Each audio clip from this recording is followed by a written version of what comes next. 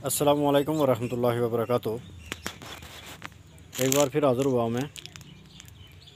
ایک بار میں نے ایک تحریر لکھی تھی سوشل میڈیا پر، جب لوگ کہہ رہے تھے کہ کشمیر کو تقسیم کیا جانے کا پورا پلان تیار ہو چکا، یہ حکومت تقسیم کشمیر کے لیے ہی آ رہی ہے۔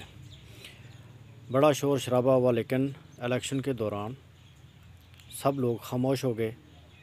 اور میں نے وہاں پر ایک سوال آپ پر رکھا تھا، آپ لوگوں پر، کہ جب بھی کبھی آپ جھوٹی ہمدردی یا شہرت کے لیے کوئی بات کریں گے تو مجھے یہ سوال لے کر کے ہر راستے پر کھڑا پاؤ گے کہ آپ اس وقت کیوں خاموش تھے جب آپ کے مطابق تقسیم کشمیر کا پلان ہو رہا تھا، ترتیب کر دی گئی تھی اور اس کے انتظامات ہو رہے تھے آزاد کشمیر میں الیکشن کے ذریعہ سے، تو آپ تو ان کی کمپین چلا رہے تھے، آپ تو ان کے ساتھ شامل تھے، ہم نے اپنی آنکھوں سے دیکھا۔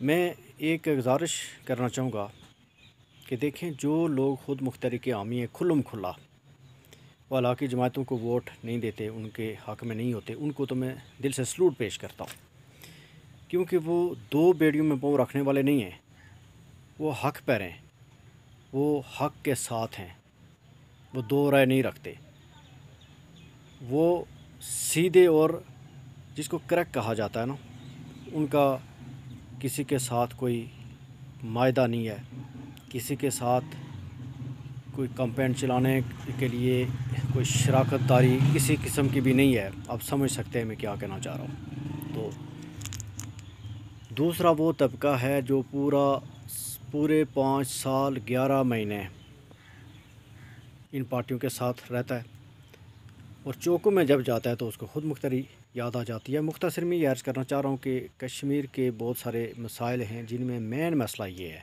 حل نہ ہونے کا مین مسئلہ یہی لوگ ہیں۔ یہ جو پورے 4 سال 11 مہینے علاقائی جماعتوں کے ساتھ ہوتے ہیں، لیکن وقت جب چوک میں جانے کا وقت ہوتا ہے تو ان کو خود مختاری یاد آتی ہے۔ یہ دو بیڑیوں میں پاؤں رکھنے والے لوگ ہیں، اور یہ زہر سے بھی خطرناک ہیں۔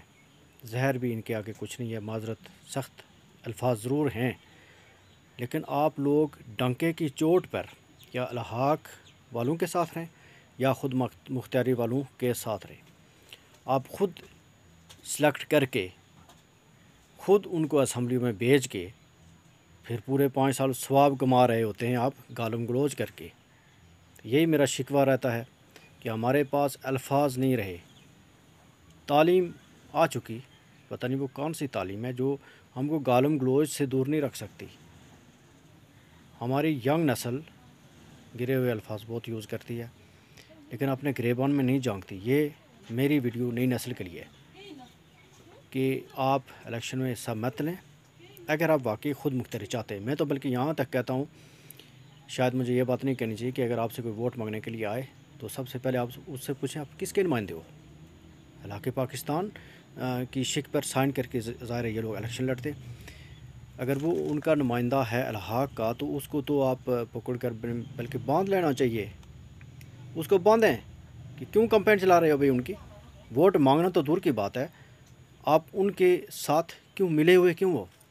لیکن مسئلہ اصل یہ نہیں ہے، اصل مسئلہ یہ ہے کہ آپ لوگ ٹھیک نہیں، آپ لوگوں نے اپنے اندر سے، یعنی کہ آپ بکے ہوئے لوگ ہیں۔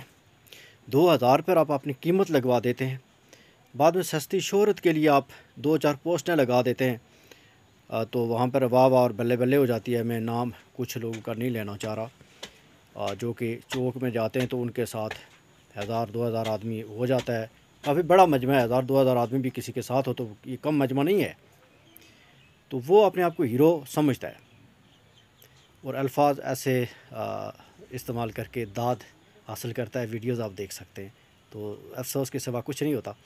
اس لیے آپ اپنے آپ کو اسٹریٹ فارورڈ رکھیں، جو آپ کا نظریہ اس پر آپ کوئی کمپرومائز مت کریں۔